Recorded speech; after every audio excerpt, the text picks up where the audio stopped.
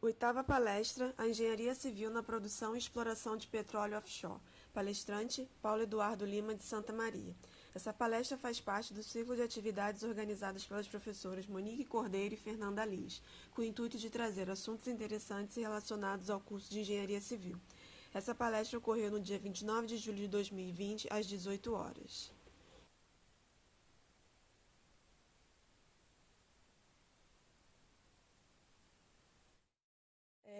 Gostaria de dar boa noite a todos, né? Como a maioria já sabe, eu sou a professora Fernanda Lins. Espero que estejam todos bem em casa. Hoje teremos nossa oitava palestra, a Engenharia Civil na Produção e Exploração de Petróleo Offshore. Essa palestra será apresentada pelo engenheiro civil Paulo Eduardo Lima, de Santa Maria. Ele é doutor em Engenharia Civil pela Universidade de Oxford, foi professor da COP e da Escola Politécnica da Universidade Federal do Rio de Janeiro, até 2009. Entre diversas disciplinas, ele deu mecânica dos sólidos, fundações, entre outras. Desde então, ele trabalha na indústria de óleo e gás. E aí, isso é um pouquinho, né, do currículo dele, né, uma coisa assim bem breve. Eu gostaria de chamar a atenção que essa palestra não pode ser gravada e que a gravação dela ou parte sem autorização viola o artigo 46.4 da Lei 96/10 de 98, que trata dos direitos autorais. Peço também que mantenham os vídeos e sons desligados, né, porque melhora aqui a nossa transmissão. E lembro a todos que as perguntas podem ser feitas no chat, quem quiser me mandar mensagem no WhatsApp também pode. E aí, no final, a gente vai agrupar aqui e respondê-las. E gostaria de agradecer a presença virtual de todos e espero que vocês gostem. Eu vou desligar aqui o meu vídeo, o meu som, e vou passar a palavra para você, Paulo. Inicialmente, eu quero agradecer ao UERJ, né, em particular as professoras Fernanda Lins Pereira e Monique Cordeiro Rodrigues, né, pelo convite para fazer essa apresentação. Para mim é uma honra e um prazer.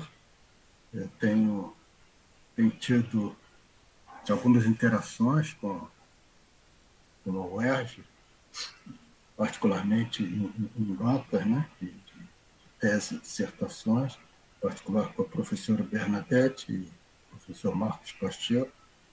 Então, é sempre um prazer renovado para mim. Bom, a gente vai falar hoje um pouco a parte de engenharia offshore. Eu, inicialmente, devo dizer que eu dei um pouco mais de ênfase nos aspectos geotécnicos. Primeiro, porque eu sou engenheiro geotécnico, tenho trabalhado na área offshore também na parte geotécnica. Em segundo lugar, porque a, a geotecnia ela está presente em praticamente, né, em quase todas as interações da engenharia offshore. Então, seja qual for a atividade que vai ser exercida dentro da engenharia offshore, você tem uma interface com a geotecnia. Esse assunto é um assunto extremamente apaixonante, né? A engenharia offshore, seja ela dentro de qualquer disciplina, pela razão que é uma engenharia bastante profunda. Ao exercer a engenharia offshore, você vai exercer uma engenharia com profundidade e com um alto nível técnico. Isso é muito estimulante para vocês que são estudantes, né? Eu acho que devem considerar essa possibilidade, porque se se você gosta de desafios, gosta de engenharia, obviamente gosta porque vocês estão cursando engenharia. E e tem disposição para enfrentar esses desafios, vocês vão ter muitas emoções, no bom sentido. Vão se divertir muito, porque é um desafio atrás do outro, e vocês vão precisar usar todas as ferramentas que vocês aprenderam na universidade, em termos de engenharia. Então, isso é muito interessante. Um aspecto apenas que eu gostaria de ressaltar, naturalmente, a nossa civilização está se encaminhando para abandonar, né, esses combustíveis fósseis. Então, acredito que daqui a algum tempo não haverá mais procura por combustíveis fósseis. Inicialmente, eu acho que isso ainda vai demorar muitos anos, muitas décadas. Em segundo lugar, mesmo que a gente pare de explorar e produzir o óleo offshore, naturalmente a engenharia submarina não vai parar, porque há grandes desafios, né, nessa área offshore, e não apenas na parte de exploração de produção de óleo, mas há outros. E, com certeza, a humanidade vai continuar caminhando mar adentro para explorar e outras riquezas, não apenas o petróleo, com certeza outras riquezas e outros aspectos para conhecer melhor o nosso planeta. De maneira que eu acho que a engenharia offshore nunca vai acabar. Bom, a nossa agenda é a seguinte: nós vamos falar inicialmente das estruturas submarinas, um pouco de dutos de óleo e gás, depois um pouco da comparação entre a geotecnia onshore e a geotecnia offshore. Vamos mostrar alguns desafios do ambiente offshore, falar sobre fundações de estruturas submarinas, falar um pouco da interação solo-duto, que é realmente muito importante, apresentar algumas tendências em projetos e tendências em pesquisas. Então, estruturas submarinas e dutos de óleo e gás. Inicialmente, a gente vai, para aqueles que não estão familiarizados, eu acho que poucos de vocês devem estar com a parte de engenharia submarina, alguns nomes, né, alguma nomenclatura e descrição de equipamento. Nós vamos usar muito, principalmente PLET, PLAN. O LT nada mais é do que um T que você coloca no meio de uma linha de duto. Inline T e LT, e é exatamente isso, nada mais, nada menos do que você pegar uma linha de dutos e acoplar um T para que você possa ter um outro ramal, até potencialmente no futuro, para outras utilidades, né?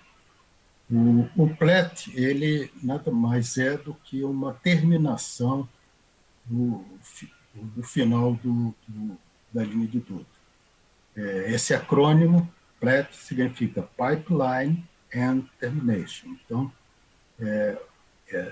terminação, né, final da linha de duto, é uma estrutura, exatamente essa estrutura que vocês estão vendo aqui, é uma estrutura pesada, ela pode ter tamanhos diversos, mas em geral é pesada.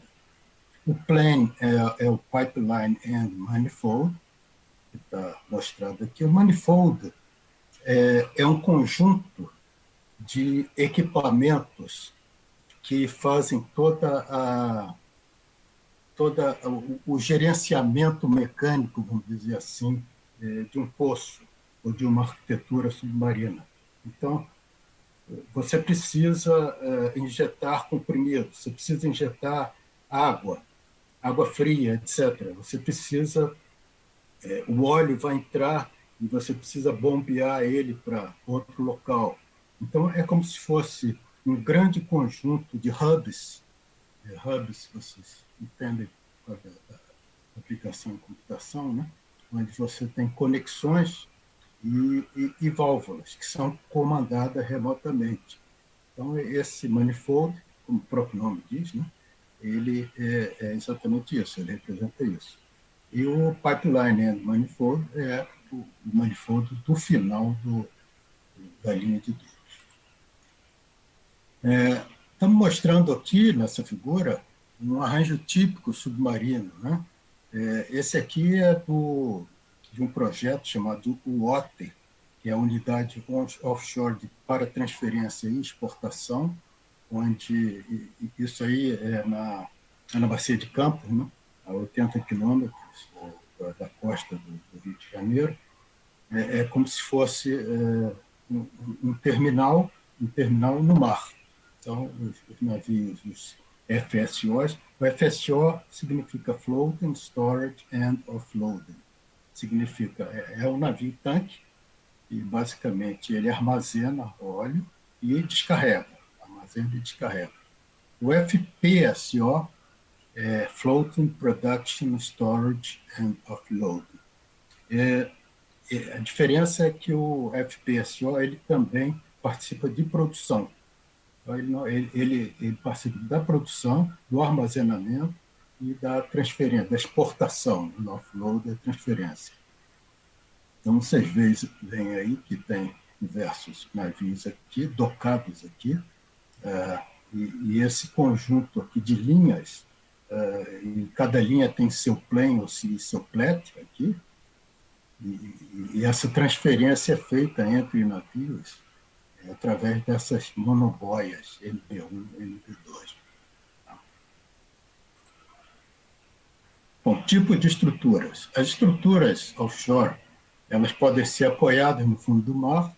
Essas apoiadas podem ser fixas através de jaquetas e gravidade. Torres complacentes, mistas, que são as chamadas de auto-elevatórias, ou jack-up em inglês. Flutuantes, que são as semi-submersíveis. Os navios, como eu acabei de falar, FPSO, FSO. As TLPs, que são as Tension Leg Platforms. E o spar buoy e monocolunas. Vamos ver em detalhes agora cada uma delas. Com fundações fixas, plataformas do tipo de jaqueta, é isso que vocês estão vendo aí. Isso aí é transportado, reparem os rebocadores, né, transportando isso para o local. Assim que ele chega no local, essa estrutura ela tem uns tanques que são alagados para que ela possa submergir, né? E através desses tubos guias aqui, são espécies de templates, né? As estacas são cravadas para realizar a fundação dessas estruturas. Né? Outra foto aqui, ela sendo rebocada, né? E aqui ela instalada. As fundações fixas, tipo gravidade, são geralmente de concreto. Né? Essa aqui que vocês estão vendo é uma plataforma no Mar do Norte, né? Na costa da Escócia, da Shell, chama-se Cormorant A. São 4 torres de 116 metros de altura e um caixão aqui de 100 metros quadrados e 56 metros de altura. As tipo torres complacentes, reparem, complacente significa que elas são bastante flexíveis, né? Elas são torres, no topo você tem a plataforma. A vantagem é que elas são esbeltas e flexíveis, portanto, elas são, vamos dizer, mais econômicas, né? Tem um custo menor, e são mais suscetíveis a carregamentos. Como elas são complacentes, portanto, flexíveis, as ações ambientais sobre elas não geram esforços tão grandes quanto geram nas fixas, né? Fundação estaqueada, tem convés aqui para produção e perfuração. As autoelevatórias, aqui uma foto. A autoelevatória ela é constituída por um convés, que é isso aqui, e pernas, geralmente 3 pernas. Essas pernas elas são macaqueadas para cima ou para baixo. E esse convés flutua. Então, elas podem ser transportadas rebocadas ou podem ter sua própria propulsão, né, como se fosse um navio, e até o local de exploração. Então, chegando nesse local, essas pernas são macaqueadas para baixo, através de mecanismos hidráulicos e mecânicos, então, depois que a parte inferior, onde tem as fundações, encosta no solo, o deck é levantado acima da superfície do mar. São muito utilizadas para, geralmente, poços de exploração. Eventualmente, você pode usá-las numa primeira fase de produção, mas tem uma capacidade muito limitada. É claro que tem a limitação da lâmina d'água, né, de 5 a 130 metros, e tem a vantagem de ter a mobilidade para se deslocar de um campo para outro. As semi-submersíveis, nós temos uma foto aqui, elas são flutuantes e são ancoradas, né? Elas podem ou não ter propulsão própria, né? E o sistema de ancoragem geralmente constituído por 8 a 12 âncoras de cabos, tem a facilidade de mudar de locação, tem grande mobilidade, são preferidas também, tanto quanto a auto-elevatória para a perfuração de postes exploratórios, e a vantagem dela também é que a posição do flutuante pode ser restaurada quando modificada pela ação de ondas, ventos, correntes, etc. A Riser Tower é um sistema interessante porque a torre é constituída pelos próprios risers. Riser nada mais é, o pessoal costuma falar riser, mas eu vou falar como todos falam mesmo, Riser Tower. Todos esses dutos aqui, eles estão trazendo, né, o óleo, o petróleo. Alguns deles estão trazendo ar comprimido e água do FPSO também para o conjunto de poços. Mas, em última análise, esses dutos, que são dutos rígidos, eles que constituem a torre em si. Então, há uma grande economia, porque a torre é constituída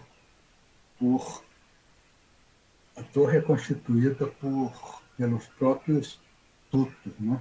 São tubos metálicos, né? Eles ficam abraçados por guias e fixadores, né? Se fossem guiding frame, né?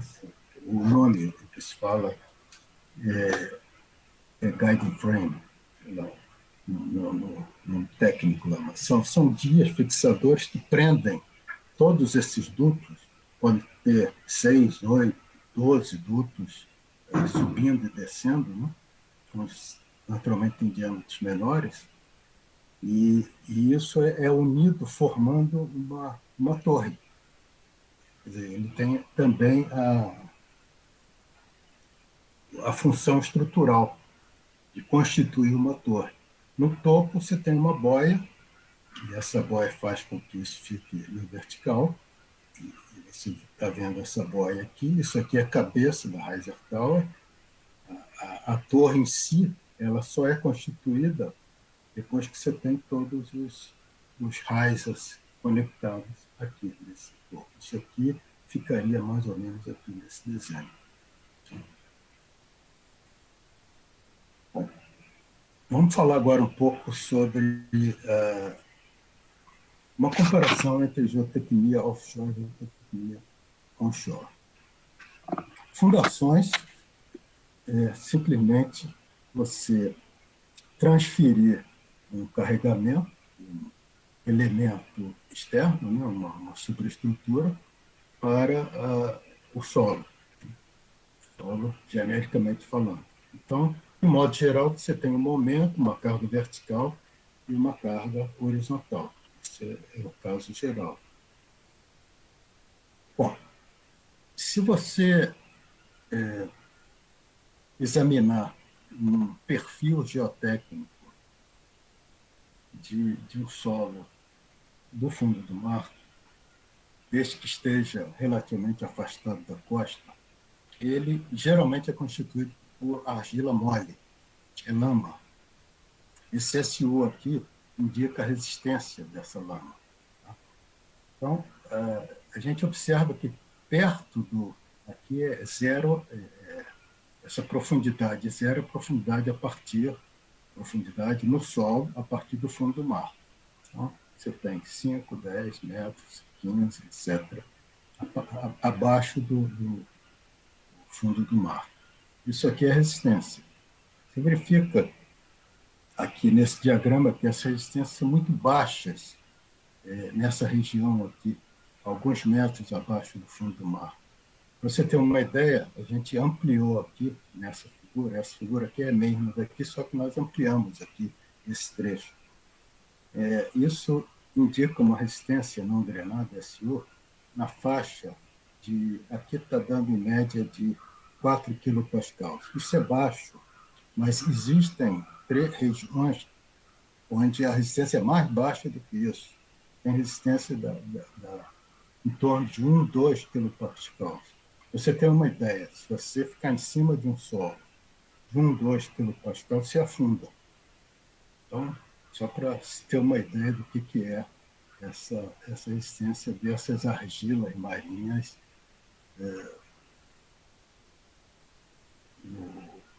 na parte de engenharia offshore. Então, isso é um desafio. Se nós tivéssemos argila mole onshore, nós com certeza estaríamos adotando uma solução estática, bloco de estacas, transferindo a carga para camadas inferiores, mais resistentes, né? E, naturalmente, com isso, você resolve o seu problema. Mas na área offshore, nem sempre isso é possível. E, com muita frequência, a solução offshore é colocar uma fundação superficial. Isso aqui chama-se mud-mat. É uma placa, né, nervurada de aço. Em cima dela é que você vai colocar o seu manifold, seu plet, seu plane, etc.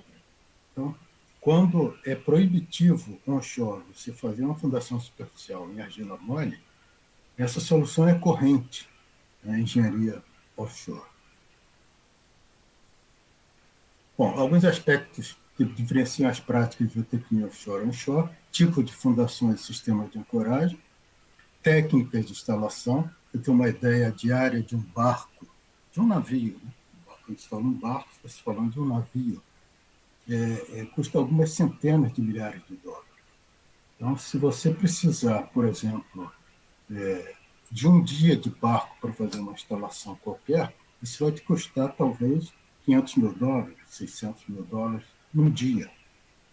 Se esse navio, por exemplo, for fazer uma prospecção geotécnica, fazer alguns ensaios in situ, você precisa tomar muito cuidado, porque se você precisar fazer mais alguns ensaios, além daqueles que já haviam sido feitos, isso vai te custar, talvez, alguns milhões de dólares. Portanto, esse é um aspecto importante. As cargas ambientais que envolvem esforços laterais elevados no offshore, né? Carregamento cíclico é dominante para o projeto de fundação, isso ocorre frequentemente, a ação de ondas e ventos. No caso de colapso, os danos ambientais são elevados e há necessidade imperativa de mão de obra especializada. Bom, então, um outro aspecto da questão da engenharia offshore é o crescimento acelerado que tem ocorrido aí, né, nas últimas décadas, praticamente no último século, do consumo de energia, gerou a exploração e produção de hidrocarboneto em diversas regiões, ampliando, né, essas regiões de exploração e produção, para campos onshore, que evidentemente já existiam, mas para offshore também, inicialmente em águas rasas. Só que isso aí gerou um desenvolvimento offshore, particularmente no Mar do Norte, na Austrália, aqui na América do Sul, na Índia e no oeste da África. Consequências: a metodologia de projeto de fundação adaptadas para atender às particularidades dos novos solos encontrados, porque a nossa geotecnia conhecia muito bem os solos onshore e não tão bem os solos offshore. Portanto, nós precisamos aprender um pouco sobre comportamento de solos offshore. Em particular, argilas fortemente sobredensadas, quem é geotécnico sabe do que eu estou falando, areias compactas da região do Mar do Norte, solos calcários da Austrália. Solos calcários são solos arenosos. Você pega, parece uma areia, mas ele tem uma quantidade muito grande de calcário, oriundo de conchas, esse tipo de coisa. Então, quando você comprime uma areia, raramente pode ocorrer, mas raramente você quebra os grãos de areia, porque são areia normal, constituída por sílica, né? É um material muito resistente, muito duro, por impureza. Mas o calcário não. Então, a areia de calcário ela pode colapsar por esmagamento dos grãos. Isso cria alguns problemas para o desenvolvimento de fundações nesse tipo de solo. Argilas com elevada plasticidade, que ocorrem com mais frequência no costa oeste da África. Evolução das instalações submarinas, então, além dos novos, entre aspas, tipos de solo, também devido às condições ambientais, né, que são mais severas, e lâminas d'água cada vez maiores. Na década de 80, por exemplo, a lâmina d'água típica para uma exploração offshore era 200 metros. Né?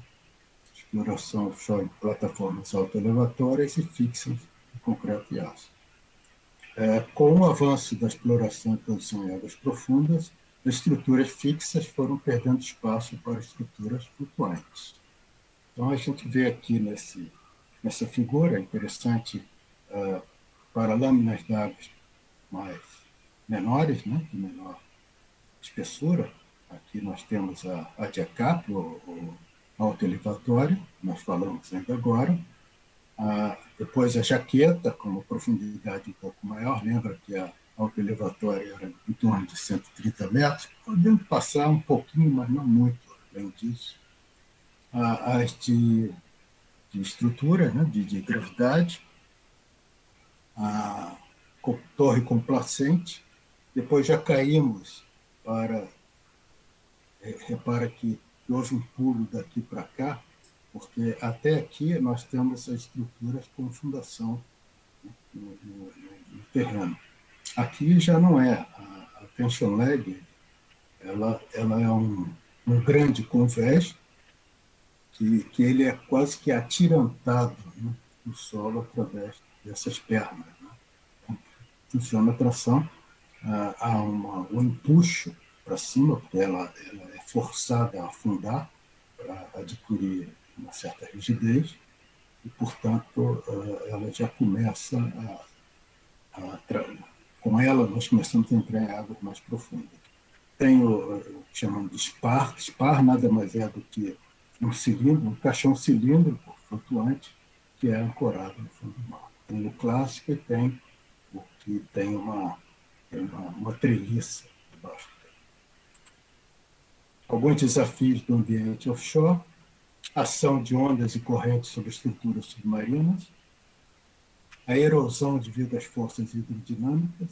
Se tiver uma fundação superficial numa areia debaixo do mar e houver uma corrente, com certeza, no local da sua fundação, essa corrente vai gerar um acréscimo de velocidade da água junto aos obstáculos. A sua fundação é um obstáculo à corrente. E esse acréscimo de velocidade vai começar a carrear as partículas de areia. Então, começa a haver a erosão decorrente de forças hidrodinâmicas. as tempestades e furacões, as plataformas, especialmente as fixas, sofrem muitos danos, né, devido à ação severa das ondas, uma vez que não podem ser nem rebocadas nem protegidas, e também a possibilidade de incêndios e vazamentos, como a gente sabe que, infelizmente, de vez em quando ocorre. Essa figura mostra aqui a questão de onda, né? Repara que nessa foto da esquerda e da direita são duas plataformas sofrendo com a ação de ondas. Essa aqui em particular, da direita, é a Borguila, né? Está entre as plataformas mais constantemente ameaçadas por tempestades e furacões. Ela fica nas proximidades da costa dos Estados Unidos. Quando a onda avança, o que acontece? Nós temos uma estrutura aqui esquematicamente representada. Essa ação da onda ela vai gerar uma sobrecarga nas pernas, na estrutura de pernas que estão na parte da frente, né, em relação à ação da onda, e que pode chegar até 18 meganewtons de carregamento e 15 meganewtons de tração durante a ação das ondas. Então, é um carregamento bastante complexo, intenso, e que precisa ser previsto com muito cuidado na fase de projeto dessas plataformas. Ô, Paulo, enquanto a gente aguarda, eu posso fazer uma pergunta para você? Claro, Olha só, é, essas estruturas assim, com esses esforços ambientais, né, que são tão variáveis, como é que a norma estrutural dessas plataformas, ela já, é, opa, elas já implementam sim, algum estudo sim. probabilístico para isso? Algumas normas, sim. É, Algumas normas, sim. Isso não está inteiramente, vamos dizer, consolidado na engenharia offshore, mas já existem diversos guidelines, da BNV, por exemplo, que propõe a análise probabilística e até dá o caminho das pedras, como deve hum, ser desenvolvida, como, que parâmetros, como chegar a valores de probabilidade de colapso. legal. Para a Então, estrutura e também para as fundações. para a estrutura e para fundações. Legal. Estrutura Uhum. e fundações. Ver se eu consigo voltar aqui. Legal. Tá. Bom, outros desafios do ambiente offshore estão representados aqui nessa figurinha. Né? Geoharsa, é engraçado que a gente tenta usar termos em português, mas na engenharia offshore a maior parte dos termos são mais conhecidos em Uhum. inglês. O geohazards, né, do que perigos geotécnicos envolvendo a parte geotécnica. Bom, aqui é uma série deles, tudo no mesmo desenho. Uma delas é o chamado vulcão de lama. Né? Isso acontece em algumas situações e se você tiver alguma estrutura ancorada aí nessa região, você pode vir a ter problema. Outra coisa são os sismos, né? Que também podem ocorrer. Os deslizamentos localizados, se você não apenas para fundações de ancoragem de estruturas offshore, mas também para dutos. Tem uma linha de duto passando aqui. Se ocorrer um deslizamento, você vai ter muito problema. Você vai ter um desastre ambiental e vai ter um prejuízo imenso, né, para estabelecer isso. Então, é uma coisa que também precisa ser muito bem estudada, a estabilidade de taludes offshore. Aqui nós temos uma outra situação, que é o deslizamento, um debris flow, é um fluxo de lama. Isso O gatilho disso, em geral, é um deslizamento, um pequeno deslizamento dispara um gatilho, que com inclinações muito pequenas, de alguns poucos graus, você tem um movimento imenso de uma massa de solo mole, né? E isso vem danificando tudo que tiver na frente, seja dutos, linhas, ancoragens, enfim, então, como pode ser visto aqui. E, eventualmente, dependendo da magnitude, isso pode gerar ondas e tsunamis que podem atingir a sua plataforma e pode atingir também a costa, né? Outros perigos, né, para a parte de offshore estão associados à corrente de onda, né? A gente está acostumado a ver na praia aquelas ondulações, né, na areia decorrente do movimento da água, e isso acontece também, só que em uma escala muito maior, né, no fundo do mar, em particular em solos arenosos. Então, isso pode também induzir escorregamentos, essa velocidade de corrente vai afetar a deposição de sedimentos, e essa deposição de sedimentos pode também afetar a inclinação do leito marinho e induzir deslizamentos ou aterrar, vamos dizer assim, ou descalçar, dependendo de que lado está, também as ancoragens e as linhas. Para as baixas e elevadas latitudes, você tem a formação de corais, águas quentes e rasas, um material muito heterogêneo. A formação desses corais também complica a vida da engenharia offshore. Tem o gelo também, que avança, pode avançar pelo mar e atropelar, vamos dizer assim, a sua fundação, a sua estrutura offshore. Fundações de estruturas submarinas. Nós vimos o plan, vimos o plat. As fundações, como nós falamos, são placas, geralmente são placas perfuradas. Essas placas, elas têm o que nós chamamos de varandas, geralmente. Essa varanda é isso aqui. Essa varanda, na verdade, é uma continuidade da placa de fundação, mas que desce fechada. Ela só abre lá embaixo. Por que ela desce fechada? Porque a instalação dessas estruturas é extremamente complicada. Se você, a partir do navio, no mar, com ondas, com movimentos, você, quanto maior for a estrutura que você tem que descer no fundo do mar, mais complicada é o seu trabalho de lifting, de instalação, né? Com os guindastes do navio. Os navios, em geral, têm o que a gente chama de heave compensation. Eles têm um sistema que compensa a ação de onda. Então, eles ficam estáveis, apesar da onda, através de um sistema de propulsores que é comandada por acelerômetros e faz com que a ação da onda seja contrabalançada pela ação do propulsor.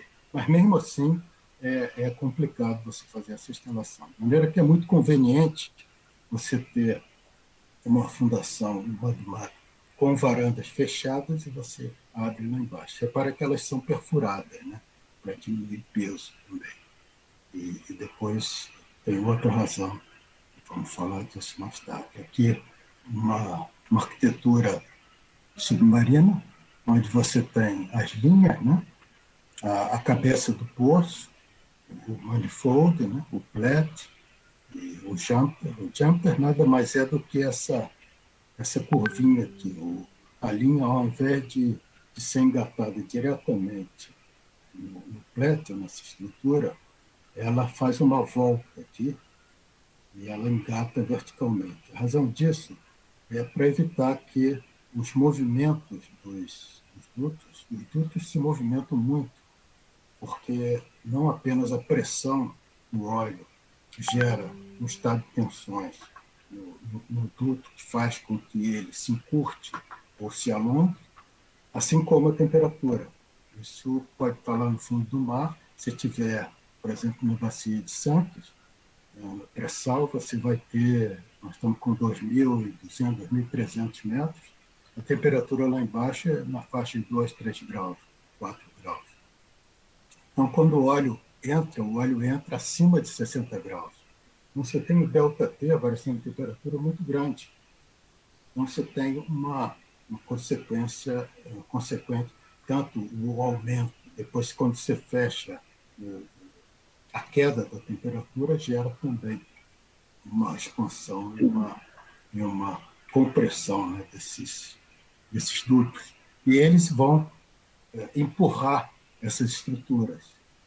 E exatamente para minimizar isso é que são colocados esses diâmetros. Chamando a atenção aqui, esse plete aqui está ancorado em uma estaca de sucção.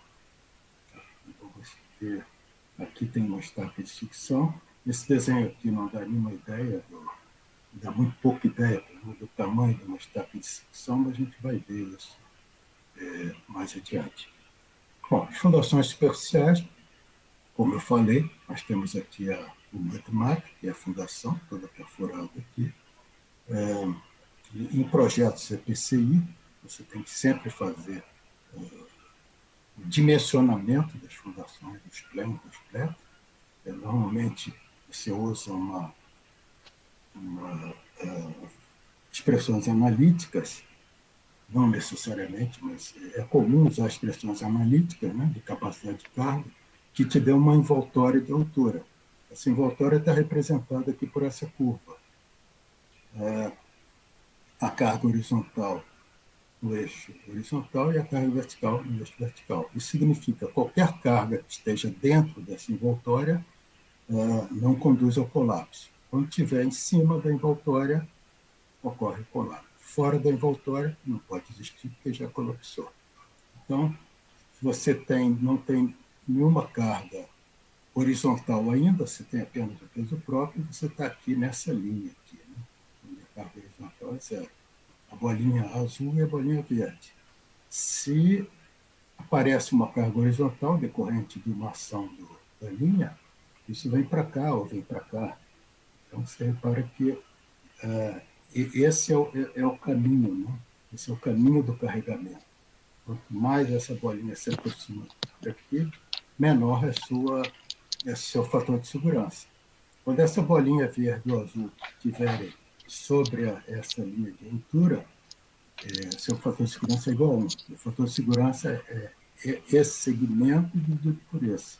Esse aqui está com fator de segurança de 3, né? Mais ou menos. Mas esse aqui está com fator de segurança talvez 1,8, alguma coisa assim. É esse segmento dividido por esse. Essa linha tracejada é a continuidade disso aqui. E essa linha reta aqui é porque nessa linha reta é onde ocorre deslizamento. Aqui é colapso plástico, ruptura plástica. E aqui é o deslizamento. É só um detalhe. Bom, a resistência ao arrancamento, nós estamos falando das plataformas autoelevatórias, né? Que está representada, uma delas representada aqui, onde você tem as pernas, né? E aqui as fundações. Essas fundações são chamadas de spud can. Não sei por que spud can, nunca consegui saber, mas são chamadas de spud can. Na verdade, elas são constituídas, em geral, por um duplo cone. Um duplo cone aqui.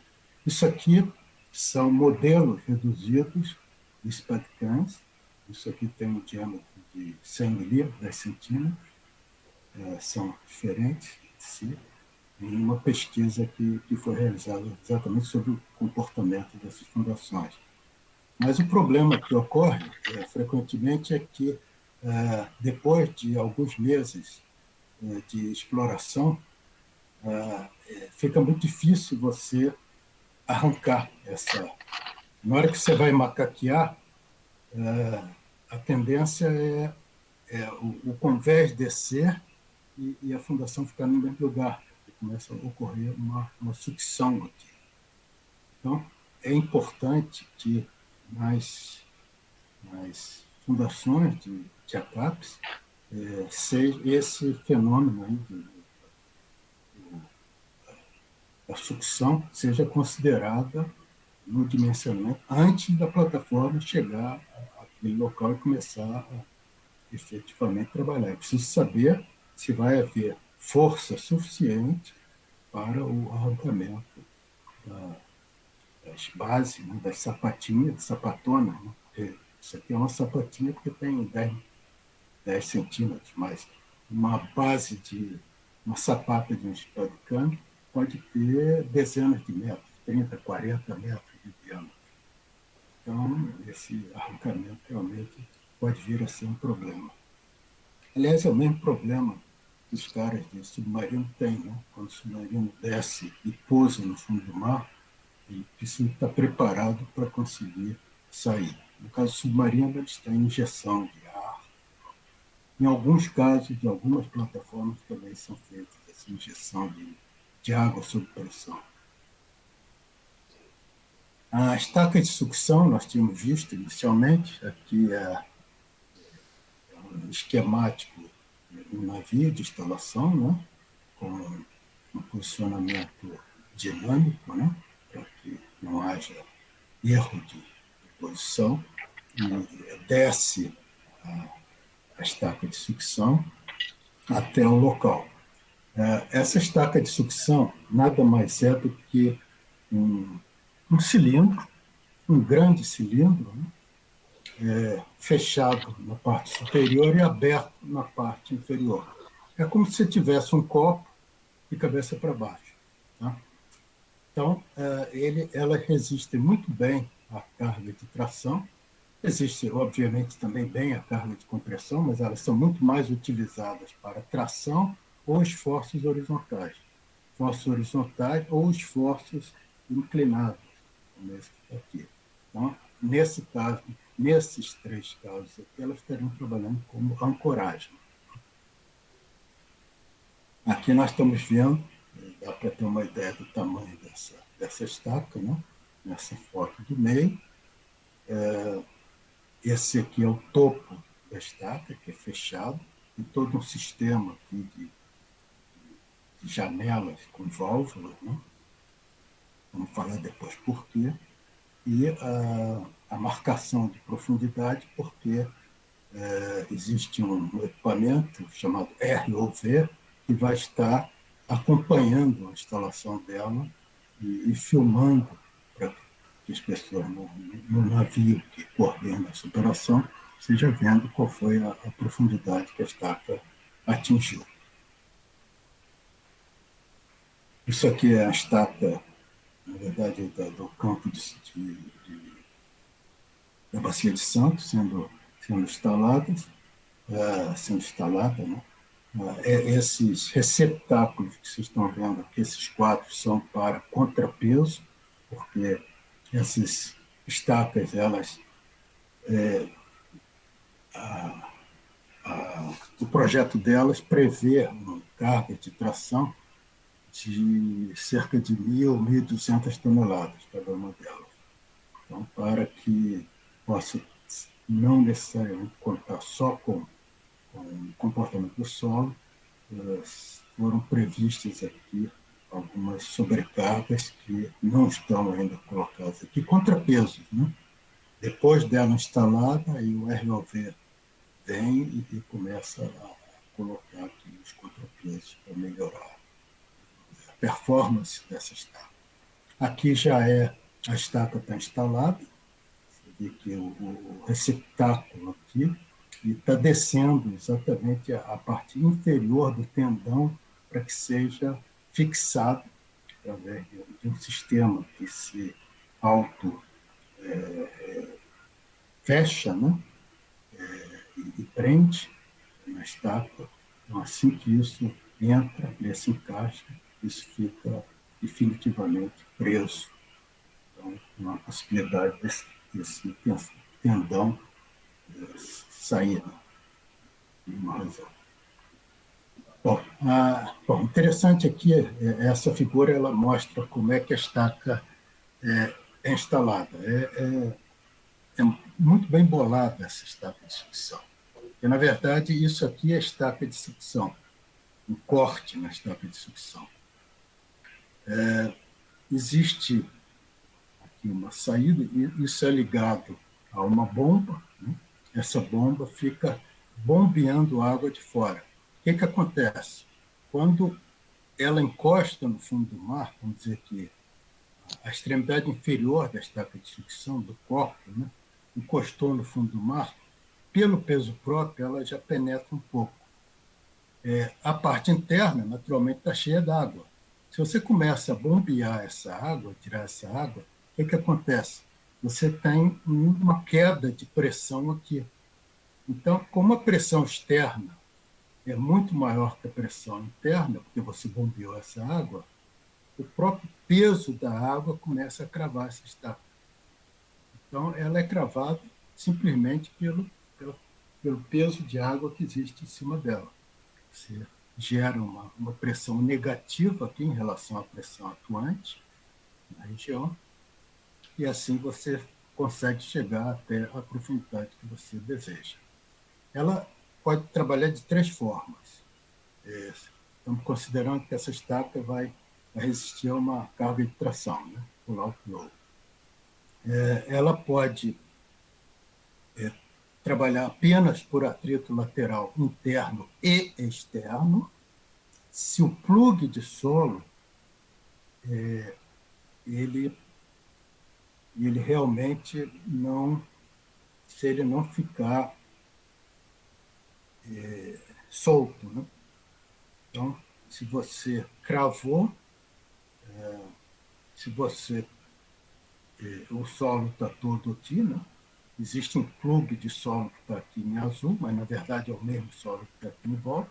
Se você puxar, você vai ter o atrito lateral. Para isso subir, isso romper o atrito lateral interno e externo.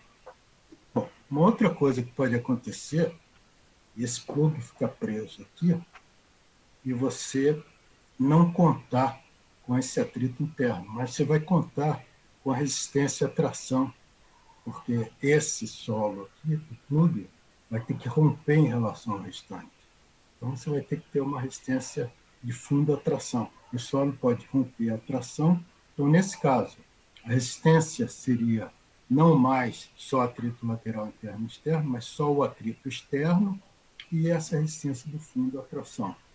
Ou, alternativamente, o que pode acontecer é que haja uma ruptura reversa, ou seja, você tem a resistência lateral e a resistência de ponta, ela rompe, mas rompe no sentido oposto de uma fundação quando você está carregando.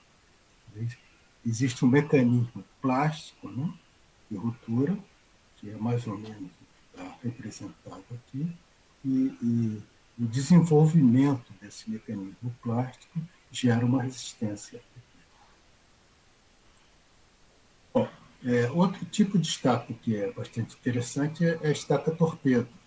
A estaca torpedo, ela está vista aqui nessa foto, na verdade, ela é lançada, mas não da superfície, depende da profundidade que você tiver. Se você tiver numa lâmina d'água de 2.000, 2.500 metros, você desce com ela até uma certa profundidade, digamos 100 metros, 80 metros, 60 metros do fundo do mar.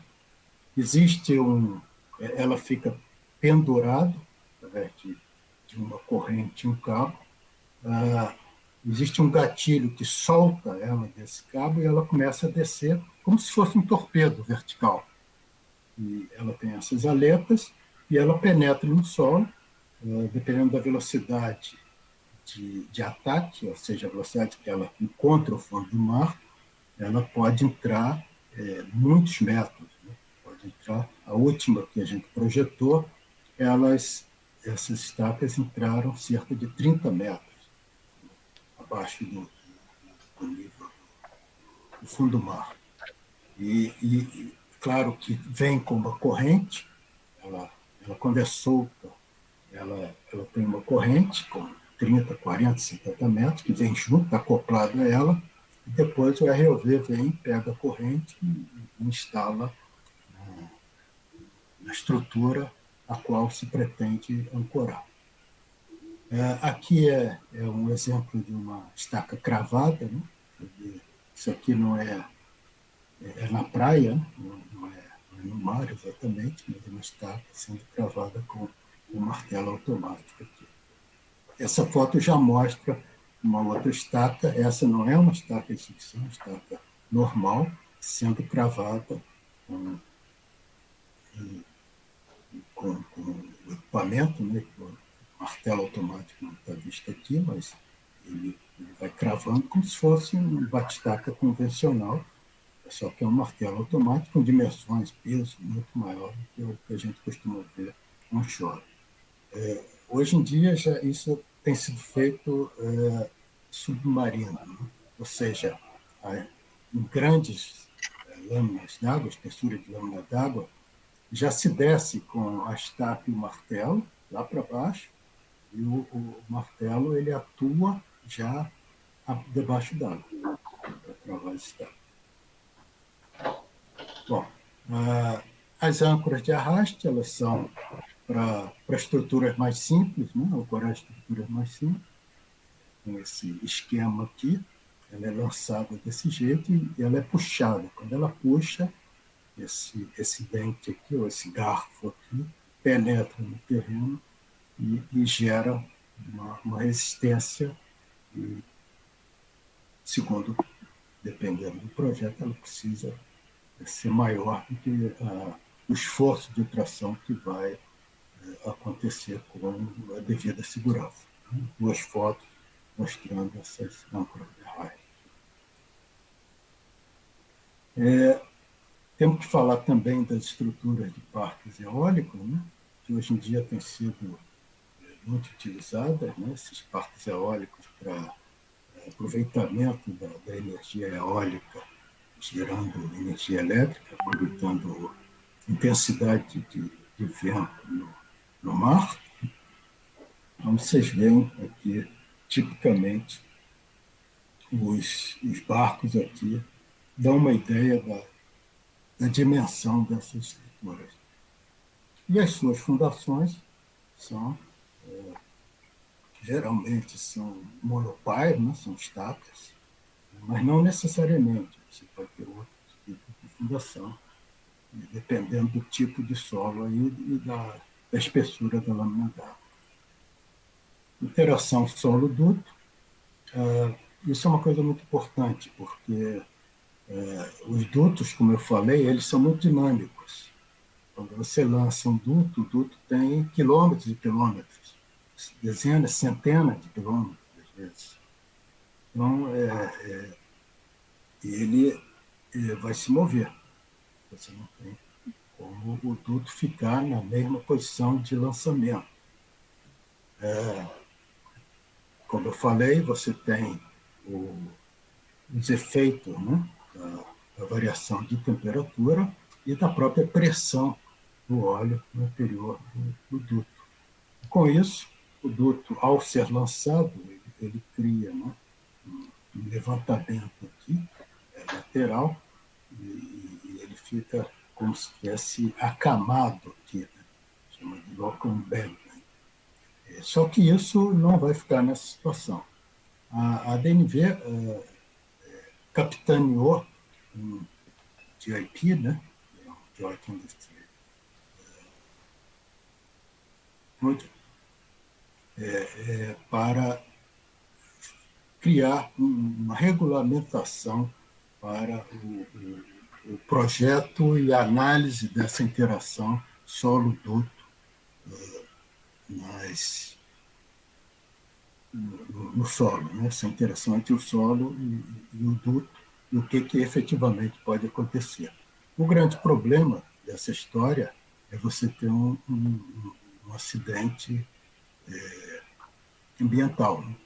Se esse duto por flambagem, outro tipo de acidente, ele romper, isso vai ter realmente até conseguir interromper todo o bombeamento, você vai ter um acidente ambiental. Essa é a grande preocupação. Isso é uma figurinha do SafeBook. Na hora do... Nós chamamos... existe aquele embedment que eu falei, e existe a força que faz com que o duto fuja desse embedment. Na hora que ele flamba, ele vai se deslocar para lá ou para cá. Então, chama-se Peak Breakout Resistance, que é a resistência do que chamamos de breakout. Então, e essa aqui é imediatamente após o pico. Isso aqui são diagramas vetoriais de deslocamento, né, que foram feitos através de análise numérica, e essa figurinha aparece no SafeBook. Achei interessante mostrar para a gente ver como é que funciona. Você tem um embed, e quando começa a haver tendências a deslocamento, você tem esse solo aqui todo se deslocando para cima, esse aqui para baixo, até que há o descolamento aqui, e daí para frente esse duto vai se deslocar. Aqui essa figurinha aqui é clássica, né? Esse duto, a gente está vendo aqui essa marcação, isso é uma foto mesmo do levantamento que foi feito. A posição original desse duto era essa aqui que eu estou mostrando, e após a estabilidade, né, da flambagem, o duto veio para essa posição. A gente vê que há a formação das bermas aqui, isso é chamado buckle crown. Buckle crown parece uma coroa, né? É a coroa de flambagem. Então, quando o duto ele se desloca aqui dentro, ele está se deslocando dentro do buckle crown, né? Excursão máxima, posição do shutdown, quando você fecha o bombeamento, ele volta para essa posição, e a posição que ele foi instalado, foi lançado aqui. Então, posição de fechamento do fluxo e a excursão máxima. Aqui é a modelagem científica desse deslocamento cíclico do duto, para a gente entender melhor como é que isso se dá, quais são as resistências despertadas. Aqui nós temos, não tem nada a ver com offshore, mas interessantes figuras que mostram dutos rompidos onshore, né? Aqui rompido pelo movimento talude, em Paranaguá, aqui você tem a ruptura do duto, e aqui um deslocamento imenso, né? Por esse movimento de massa do talude. Tendências em projeto, a modelagem numérica, principalmente para fundações superficiais, é interessante, ela deve ser feita, porque ela, geralmente, as condições de contorno, carregamento em engenharia offshore são extremamente complicadas, então fica muito difícil você usar métodos analíticos, embora se faça isso, né? Mas com uma série de condicionantes e com segurança excessiva para cobrir eventuais distorções da própria modelagem. Então, tem sido usado cada vez mais a análise numérica. Aqui a gente tem um exemplozinho, né, de uma modelagem de uma fundação superficial. Esse caso aqui, em particular, é fundação sobre... Aqui em rocha não é exatamente isso. Chama de rock dumping. São blocos de rocha, como se fossem blocos de rocha tamanho de 20, 30, 40 centímetros, que são lançados em cima de pedregulho e areia, e isso está sobre uma camada de argila mole. Então, esses blocos de rocha, né, mais areia e pedregulho, são estão representados em verde e argila em azul. Aqui você tem a modelagem, essa modelagem aqui de baixo, essa aqui que eu estou mostrando, ela é baseada em método de análise limite. E essas duas aqui são do Plax, que é elemento finito. A análise limite é uma metodologia da teoria da plasticidade, que é uma bastante prática, é uma ferramenta extremamente prática para determinar carga última em meios plásticos, né? E você tem softwares que fazem isso. Então, simplesmente adota esse método da análise limite. Nós temos aqui simulando uma carga V sobre V máximo de 0,4, V sobre V máxima de colapso, 0,5, 0,6, 0,7, 0,8, 0,9, e aqui 1. E no 0,6 e no 1 também foi modelado no Platts. Então a gente nota que, você vê aqui nesse gráfico, você tem o resultado de análise limite, aqui, muito próximo do resultado do Platts, né? E da superfície de ruptura aqui do Platts, elementos finitos, e superfícies definidas pelo método da análise limite. E aqui, para V sobre 0,6, você tem também a carga horizontal aqui é bastante significativa em relação à vertical. Então, você tem uma figura de deslizamento, né, de colapso completamente diferente daqui. Aqui é o Platts, aqui é a análise limite. Você vê aqui também esses dois pontinhos aqui muito próximos. Isso é uma curiosidade que foi apresentado isso, mostrando que a análise limite ela pode, com bastante confiabilidade, representar o que ocorre no problema de ruptura plástica. Aqui é uma outra modelagem do Abaco, né? Modelo 3D de interação solo-estrutura, o material elastoplástico com critério de ruptura de Mor-Coulomb e argila não drenada, né? Modelando um pull-out, um arrancamento de uma estaca de sucção. Então, a estaca de sucção está modelada aqui, né? E aqui é um pull-out, onde você vê que a carga foi uma carga inclinada, né? Vetores de deslocamento. Também no Abacus, modelo 3D, interação solo-estrutura, também modelo elastoplástico, cultura Mor-Coulomb, argila não drenada, a modelagem da retirada de uma estaca de sucção.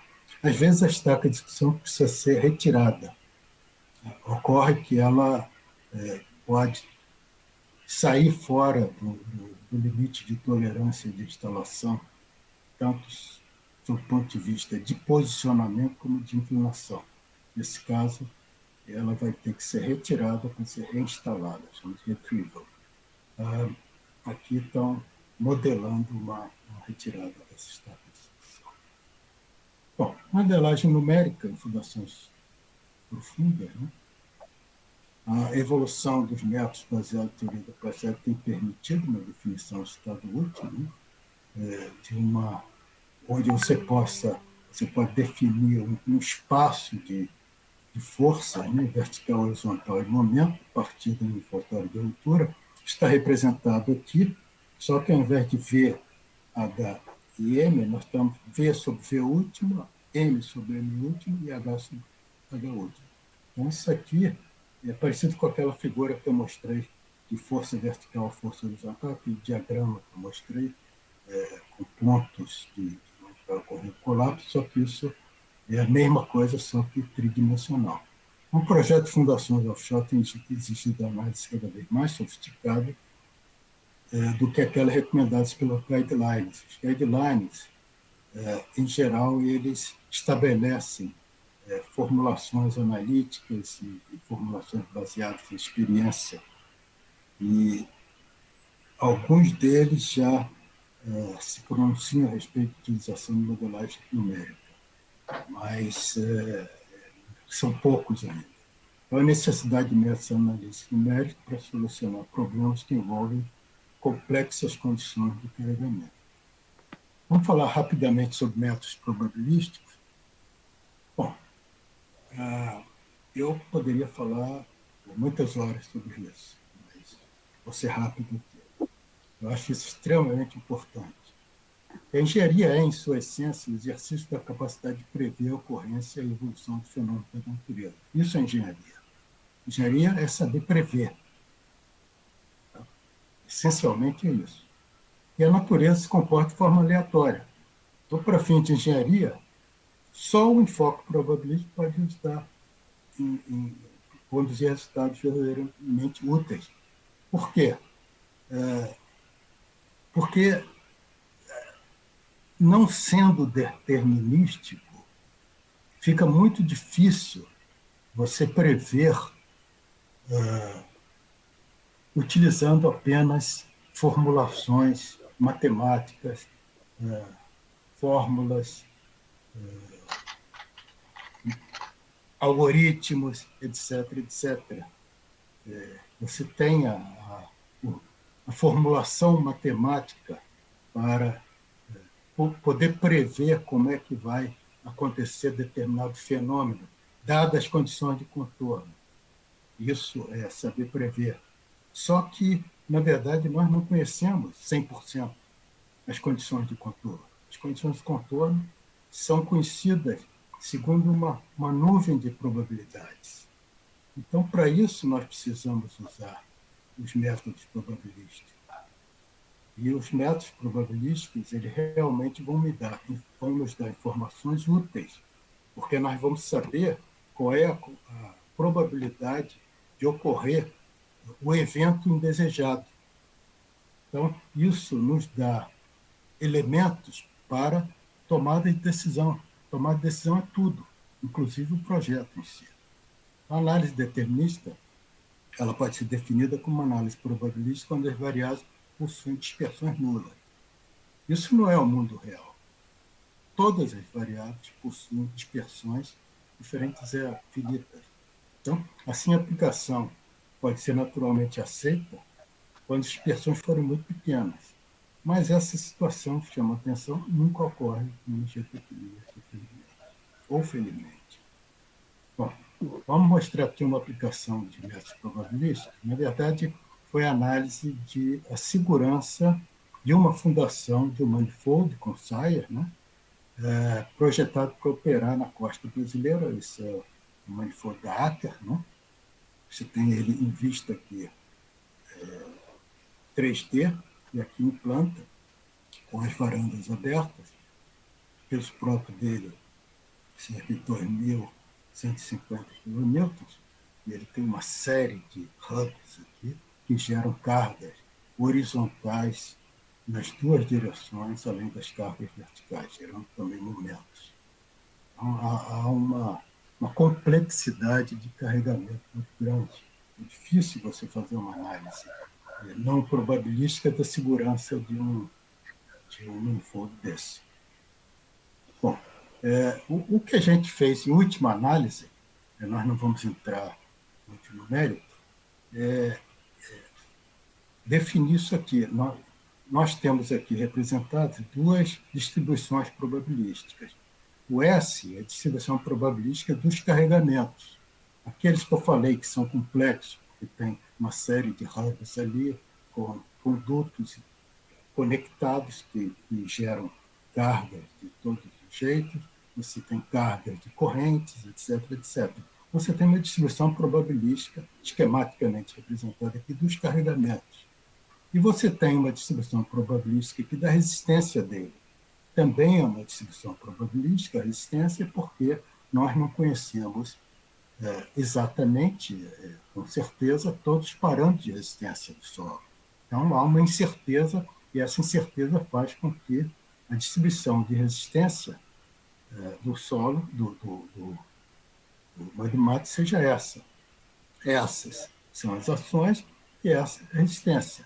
Então, eu tenho probabilidade de ocorrência. Por exemplo, se eu definir essa resistência aqui, essa área daqui para cá é a probabilidade de ocorrência de resistência maior do que ela. Mas aqui a gente costuma trabalhar com a probabilidade de ocorrer resistência menor. Através desse procedimento matemático, a gente consegue definir essa área aqui, que é exatamente a probabilidade de ruptura. Essa área quantificada é a probabilidade de ruptura daquele manifold, naquele solo, sob as ações correspondentes a ele, que estão aqui representadas. Isso resultou, isso é resultado real dessa análise.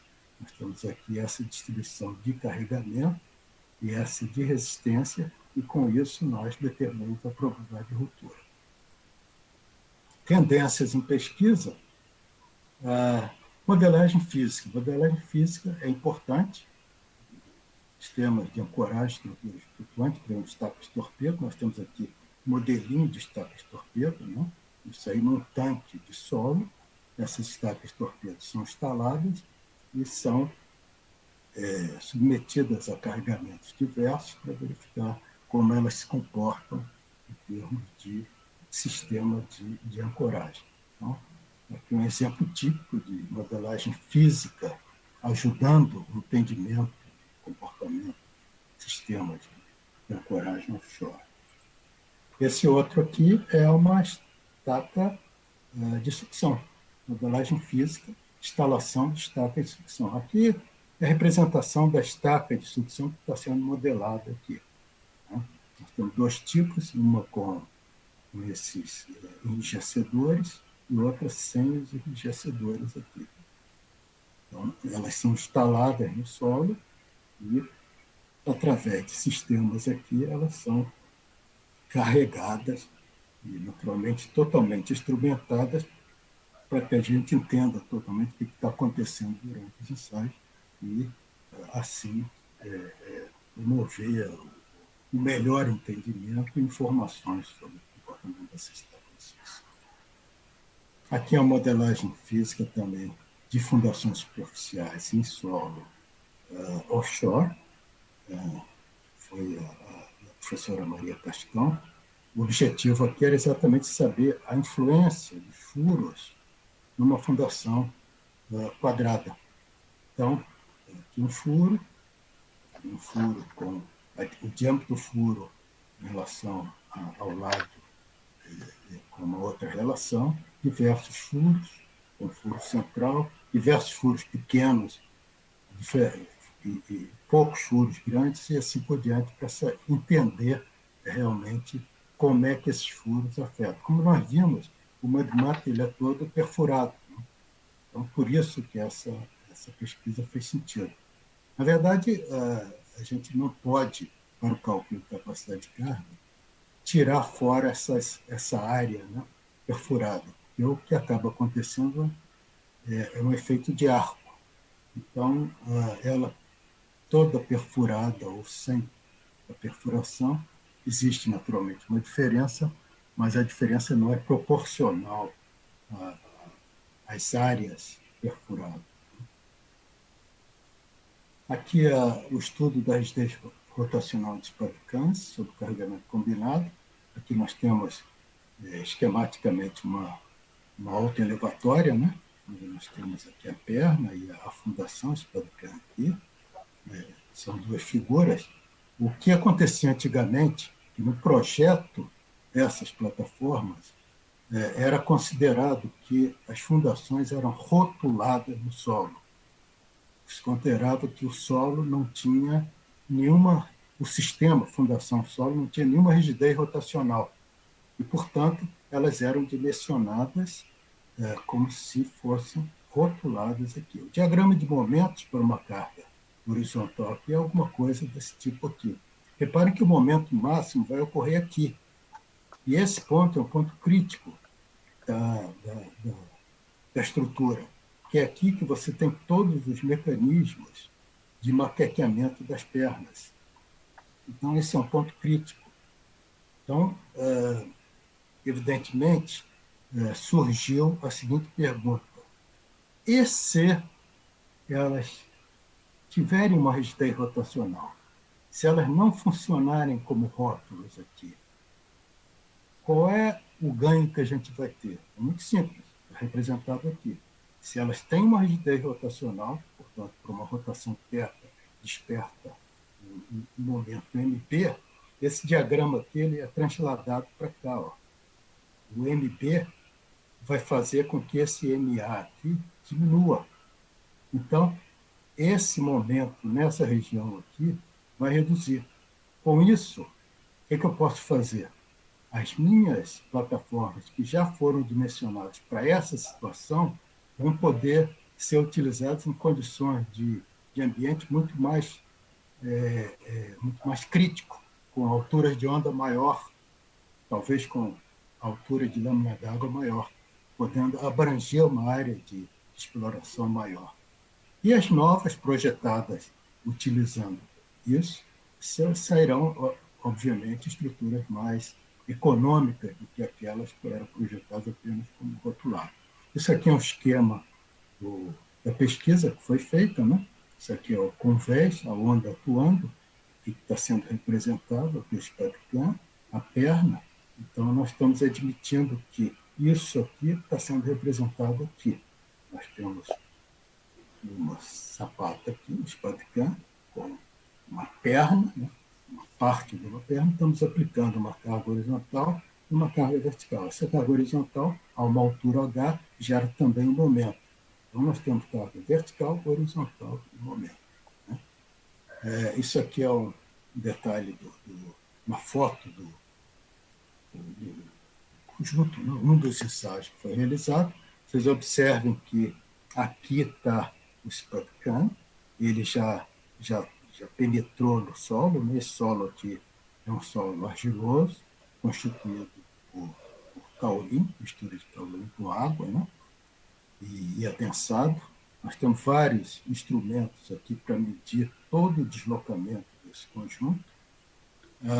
A carga vertical é aplicada através desse pendural aqui. Esse pendural, nós colocamos uma carga constante aqui, aplicada na vertical, e na horizontal tem um mecanismo aqui que aplica um carregamento senoidal, carregamento horizontal senoidal, simulando a ação de ondas. Então, aqui nós temos alguns resultados, uma situação em que nós tivemos o que nós chamamos de shakedown, essa figurinha aqui indicando momento, rotação, isso aqui é momento, adimensionalizado, isso aqui é rotação. Então, começou aqui e depois de alguns ciclos se estabeleceu essa elipse aqui. Num outro caso, provavelmente com carregamento vertical maior, nós tivemos um início aqui, depois tivemos isso se deslocando, né, cinematicamente para a direita, gerando um colapso. Né? A partir de um certo número de ciclos, ele não se estabelece mais como aqui, e sim se encaminha para o colapso. Modelagem centrífuga de dutos. As centrífugas são muito importantes para se fazer ensaios onde as forças de gravidade sejam importantes. Então, quando a gente faz uma modelagem física com dimensões pequenas, nós não conseguimos modelar as forças de gravidade. Então, nós precisamos gerar a gravidade artificialmente. E como é que a gente gera a gravidade artificialmente? Centrifugando. Então, as centrífugas têm esse objetivo. Você gera uma gravidade artificial através de uma força centrífuga, isso gira, né? Quando ela está girando, nós dizemos que a centrífuga está em voo, né? E você tem uma cestinha lá dentro, onde está o modelinho, a solo, a amostra, etc. Aqui nós vemos dá para ver aqui a centrífuga, né? A cestinha aqui com um duto sendo cravado no solo, onde será introduzida uma força horizontal, isso está representado aqui, né? Uma haste, o duto está aqui, que é esse aqui. Então, há uma força horizontal aplicada, uma célula de carga, strain gauge para medir deformação, e assim que isso é conduzido. Essa é uma centrífuga bem maior, que é da UENF, né? No estado do Norte Fluminense. Você vê pelo tamanho. Aqui as cestas, né, onde você coloca as suas amostras, ou contrapeso, dependendo. Isso, quando gira, essas cestas, elas ficam na posição, giram de 90 graus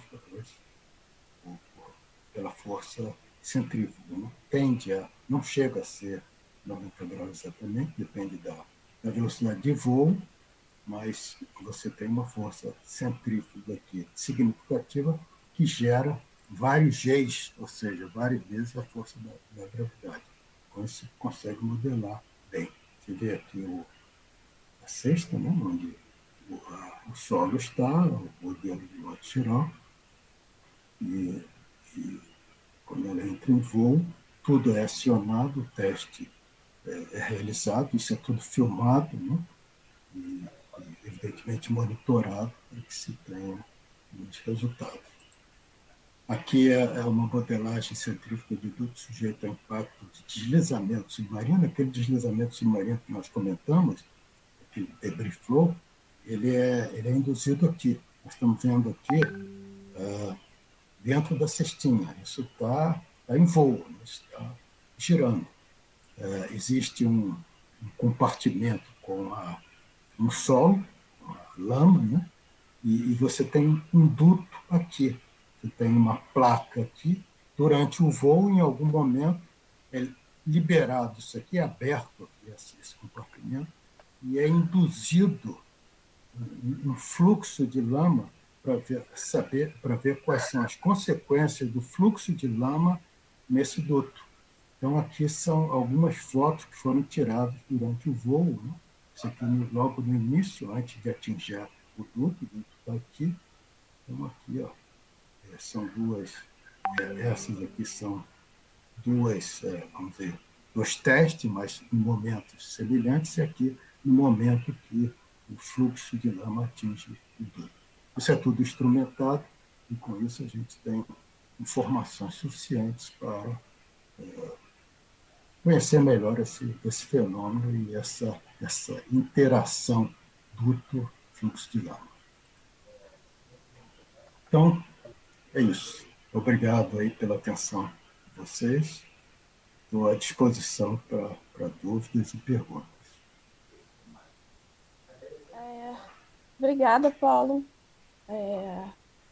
Foi ótima a palestra. São muitos detalhes e são muitos assuntos interessantes. A gente tem aqui no chat o Guilherme, ele perguntou aqui, ele fala aqui, né, o foco foi principalmente nas fundações offshore, sendo que você citou sobre os ensaios e os perigos, né, nos deslizamentos submarinos, e aí ele fala aqui da retirada de amostras de alta qualidade ser essencial para a realização confiável de ensaios geotécnicos e, consequentemente, a avaliação da estabilidade de taludes submarinos. Ele diz aqui que na literatura apresentam-se bons resultados com amostradores de pistão de grande diâmetro. Ele pergunta se, na sua experiência, quais tipos de amostradores foram utilizados. O amostrador de pistão de grande diâmetro realmente apresenta melhores resultados em relação à avaliação quantitativa da qualidade de amostras, né? Em relação ao resultado obtido. Amostrar solo submarino é sempre um desafio, né? Mas, de fato, esses amostradores de grande diâmetro, eles têm fornecido amostras de excelente qualidade. Excelente qualidade. Existem vários tipos de amostrador. Naturalmente, o interesse na qualidade da amostra vai definir exatamente qual é o amostrador que você vai usar. Em alguns casos, você não vai exatamente realizar ensaios de ensaios tradicionais, ensaios de laboratório. Então, mais para caracterização, definição de constituição do solo. Então, nesse caso, alguns amostradores atendem. Mas, obviamente, para projeto, por exemplo, de estacas de sucção, para o problema também de estabilidade de taludes submarinos, como foi mencionado, isso é de fundamental importância que se utilize ensaios amostradores de alta qualidade, com grande diâmetro e com técnica de coleta, né? com equipamento específico, né? Macaqueado e não de impacto, você não pode lançar. Então, alguns desses amostradores eles são muito parecidos com um torpedo, né? A estaca torpedo, só que eles são abertos embaixo e eles são lançados e penetram no solo e depois são retirados. Naturalmente, isso induz uma perda de qualidade da amostra e não é indicado para situações em que você precise de resultados confiáveis nos seus ensaios. Então, teria que ser um equipamento que desça até o fundo do mar e, a partir do fundo do mar, que mecanismos ele consiga cravar esses amostradores de maneira que você evite esforços de impacto e outros que poderiam eventualmente. O próprio fato do amostrador entrar inclinado, isso gera uma força horizontal que vai comprometer, né, a qualidade da amostra. Mas é isso. Não sei se responder a pergunta dele. Mas eu concordo que é extremamente importante. Uma dessas estacas de sucção, ela precisa, nós precisamos ter alta confiabilidade no comportamento, porque o colapso de uma estaca de sucção dessas coloca em risco toda a estrutura que ela está ancorando. E geralmente são estruturas caríssimas, imensas, extremamente caras, com muitos risers apoiados nela. Então, é um desastre, do seu ponto de vista de engenharia e eventualmente ambiental também. Portanto, a gente precisa ter muita confiabilidade nessas amostragens do solo submarino.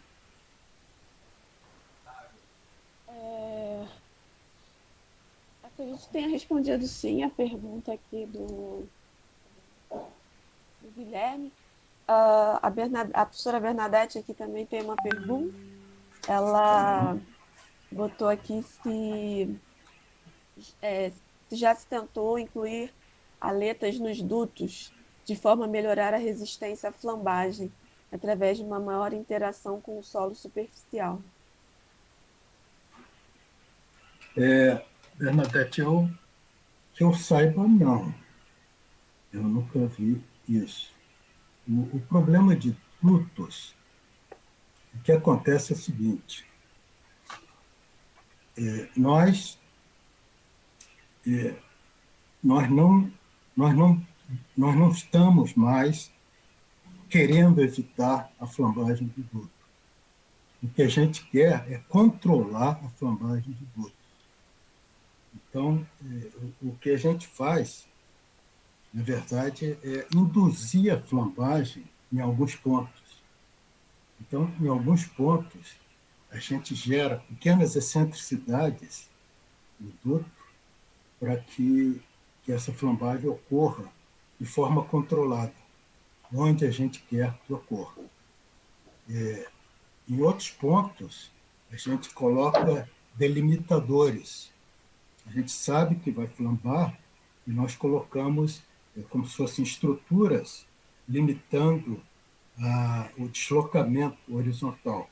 Então, nós definimos vamos dizer, no intervalo de 50 metros, nós colocamos como se fosse um delimitador outro delimitador, espaçado de 50 metros, o duto está passando entre eles, e nós garantimos que esse duto, ao flambar, não vai passar dessas posições desses delimitadores.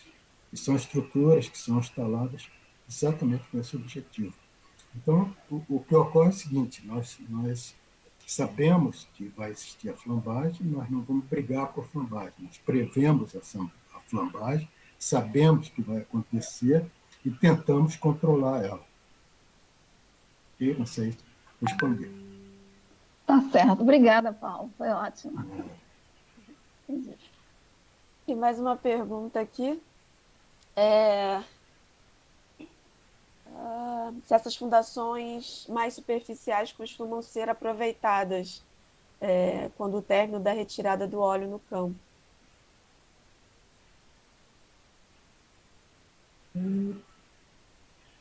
Não sei responder, honestamente, porque eu nunca vivenciei esse reaproveitamento. Elas são retiradas, com certeza. Há o descomissionamento obrigatório, quando você instala uma estrutura dessa, faz parte do projeto toda a parte de instalação, comissionamento e o descomissionamento. Então, essas estruturas, essas mudmatas, elas são perfuradas exatamente para facilitar a retirada delas após o término da vida dela, de utilidade dela, né?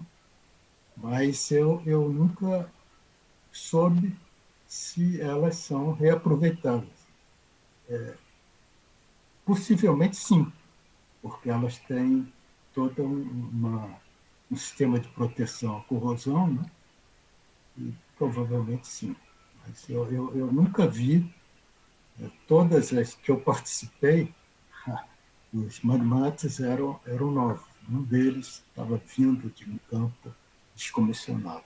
Então, eu realmente não sei responder. Tá certo. Obrigada, Paulo. O Diego, ele também pergunta aqui sobre a estrutura dos Riser Towers.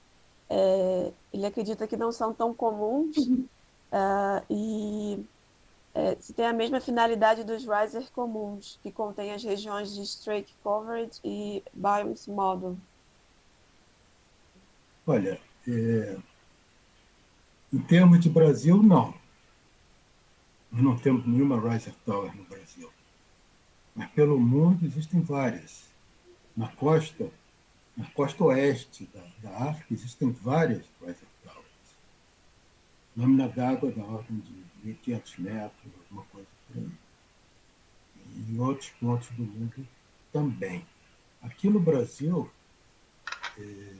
houve a chance de se usar pela primeira vez a Riser Tower em 2011,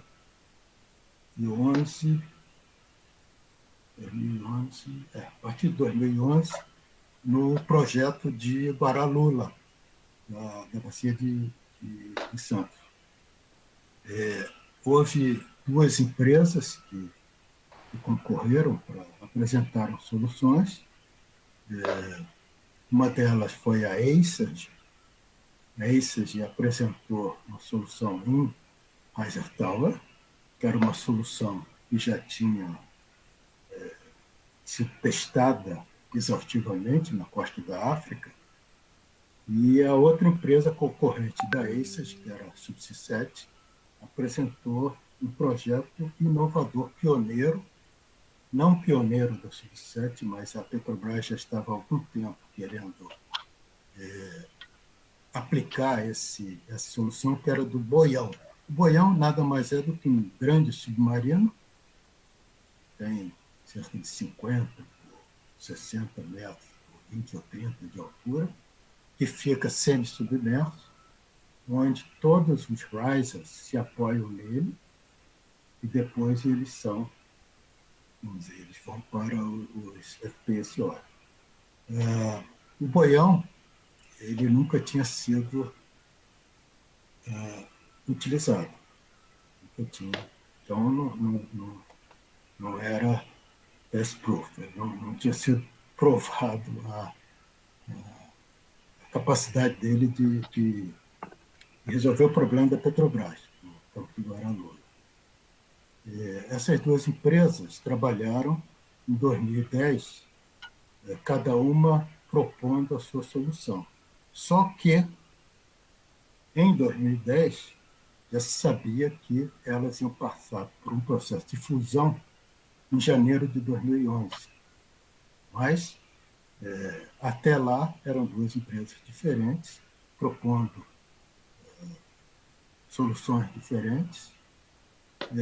Eu era da ACES e eu confiava muito na Riser Tower, eu tinha trabalhado muito na Riser Tower, e a Riser Tower tinha vantagem de já ter sido testada com sucesso em campos, em solo parecido, né, da costa da África, o solo da costa da África é parecido com o nosso. Mas, infelizmente, a nossa empresa perdeu essa concorrência e ganhou o Boião, o Subsistente. Mas, como todo mundo, a partir de janeiro de 2011, passou a ser Subsistente, quem era da ACES, legado ACES, o legado Subsistente, nós também acabamos participando do projeto do Boião. Mas eu acho o projeto da Riser Tower mais simples, mais leve e, diria, mais confiável.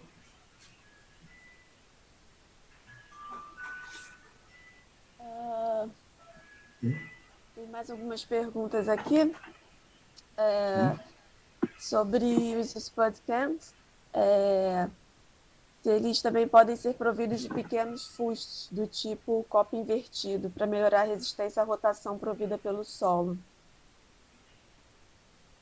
Pode.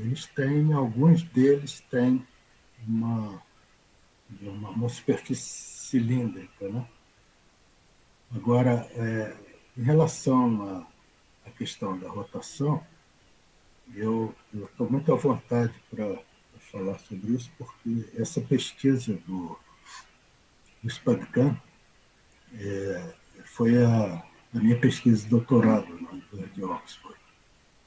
E esse projeto de pesquisa ele envolveu 18 empresas de óleo e gás e duas universidades, a Universidade de Cambridge e a Universidade de Oxford. A Universidade de Cambridge fez o estudo da SPADCAM em areia, mas na centrífuga, e a Universidade de Oxford fez estudo de SPADCAM em argila, na parte de modelagem física de 1G. Eu havia falado que a centrífuga era importante quando as forças de gravidade são importantes no comportamento, né, do conjunto fundação-solo. Em areia, obviamente, né? Porque se você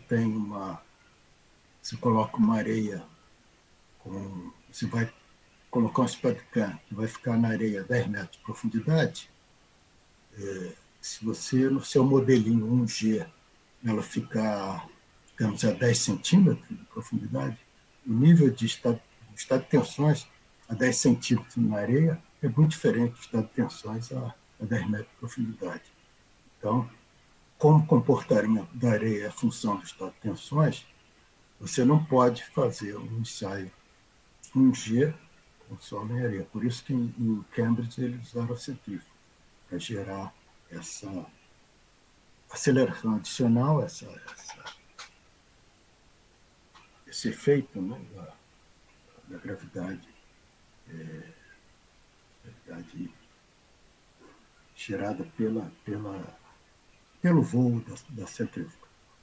Mas em Oxford a gente fez com 1G porque a resistência da argila, a resistência não drenada da argila, independe do estado de tensões. Então você pode realmente fazer essa análise com 1G. Né? E de todos nós testamos modelos planos modelos cônicos com diversos ângulos de cone e o modelo do duplo cone, a que apresentou maior rigidez rotacional, as que apresentaram as maiores rigidez rotacional foram as de duplo cone. De fato, como o projeto vinha sendo executado. O mais intrigante disso tudo é que nunca tinha sido feita uma pesquisa para determinar se deveria ser cônico, plano ou duplo cone do Spadcan. E todas eram feitas praticamente com esse duplo cone. Acho até que, se você pega um tripé de teodolito, outra coisa assim, você vê que alguns deles têm esse duplo cone para fixar o tripé no solo. Né? Então, eu acredito, é uma hipótese, não sei se isso aconteceu de verdade, eles fizeram uma extrapolação e passaram a usar o duplo cone. Mas, na verdade, felizmente, o duplo cone é realmente quem apresenta maior rigidez rotacional. Mas alguns deles têm realmente esse trecho, esse cilindro. Tá bom. Eu tenho aqui mais duas perguntas. A gente tem aqui sobre o vazamento de oleoduto da Petrobras na Baía de Guanabara, há cerca de 20 anos, se foi um caso de flambagem lateral. Você sabe dizer?